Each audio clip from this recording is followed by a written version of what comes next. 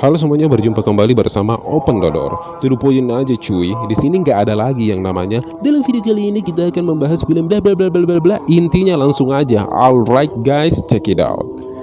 Edward Eddie Mora adalah seorang penulis yang tinggal di New York City dan baru saja diputuskan oleh kekasihnya, oh no, yaitu Lindy, karena gagal untuk memenuhi batas waktu untuk menyerahkan buku barunya yang belum ia tulis. Suatu hari, Eddie bertemu Vernon Gann, saudara dari mantan istrinya, Melissa Gann.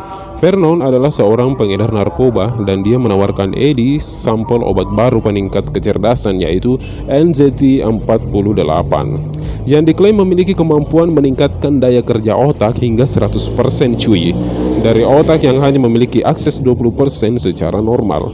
Eddie menerima, dan banyak kejutannya setelah diminum. Obat ini bisa memacu kerja otak hingga bisa digunakan semaksimal mungkin hingga ia bisa segera menyelesaikan bukunya.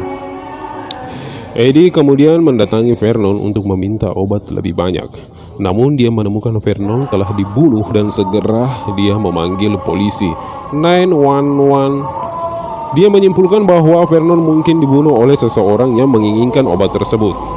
Dia kemudian menemukan sekantong NZT milik Vernon tersembunyi di oven bersama sebuah buku dengan beberapa nama beserta setumpuk uang, yang kemudian ia ambillah.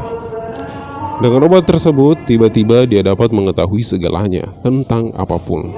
Otaknya mengeluarkan semua hal bukan isi otaknya.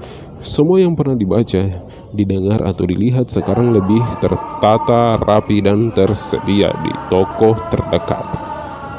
Ia pun dapat menulis buku hanya dalam waktu 4 hari dan mampu menguasai bahasa asing dalam waktu singkat. Banyak hal yang bisa dipelajari dengan mudah dan cepat.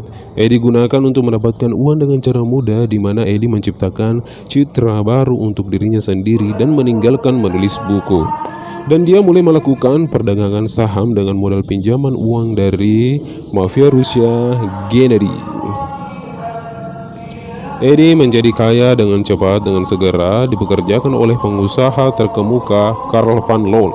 Setelah itu, dia akhirnya dapat kembali bersama Lindy lagi, di mana dia juga diikuti oleh Man in the Court.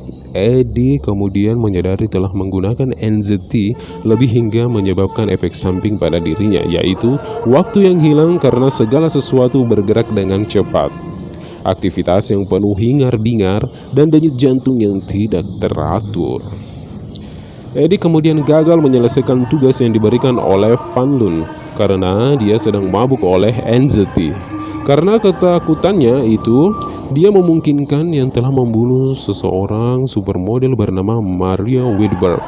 Eddie kemudian dihubungi oleh mantan istrinya dan belajar bahwa Melissa juga telah mengkonsumsi obat tersebut.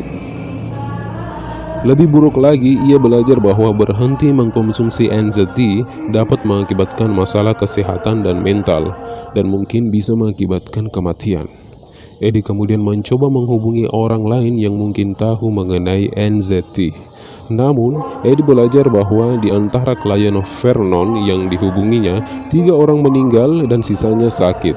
Melissa kemudian memperingatkan Eddie untuk menghentikan minum NZT secara berkala sebelum terlambat.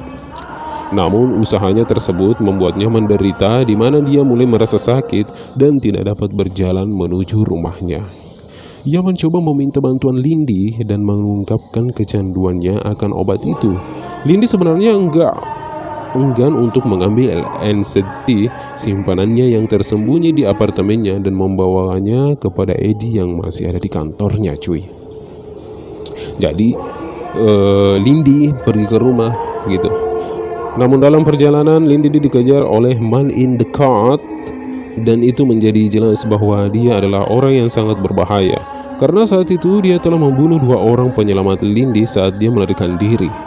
Melalui telepon, Eddie meyakinkan Lindy untuk meminum salah satu pilnya, yang membuat dia dapat melarikan diri dengan berani meskipun Eddie selamat. Lindy yakin bahwa ia akan menghancurkan dirinya sendiri karena NZT yang telah diminumnya. Gennady mencoba meminum sebutir NZT yang diambil dari tangan Eddie dan menyadari efeknya. Dia kemudian mengancam Eddie hingga Eddie setuju untuk memberinya lagi NZT lebih. Meskipun telah diperingatkan Melissa, Eddie masih mengonsumsi obat sampai tingkat lebih tinggi, yang kemudian menggunakan kekayaannya untuk menyewa ilmuwan untuk memodifikasi NZT, sebuah proses yang bisa memakan waktu bertahun-tahun. 2 bulan setelah Eddie mulai mengkonsumsi NZT lagi, dia membantu Carl dengan menjadi pialang merger perusahaannya dengan pengusaha saingannya Hank Atwood. Sebelum kesepakatan dua perusahaan dilakukan, Atwood jatuh sakit. Melihat Man In dan Code bekerja untuk Atwood, Eddie menyadari misi sejati orang itu adalah untuk mencuri pil miliknya untuk Atwood yang sedang sakit akibat dari kecanduan NZT.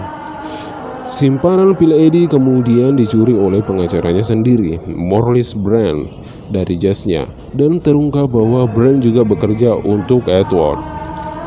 Kennedy dan 2 orangnya mengikuti Eddie ke rumahnya, namun dia berhasil membunuh mereka semua karena ia juga akan mati di tempat itu dan hanya NZT terakhir yang ada di aliran darah Kennedy yang bisa menolongnya. Dia meminum langsung darah Kennedy yang sudah meninggal. Edward kemudian meninggal karena sakitnya, dan Brand memiliki NZT yang disimpan untuk dirinya sendiri. Eddie setuju untuk bekerja dengan Man in the Code untuk mengambil NZT yang telah dicuri Brand di rumahnya.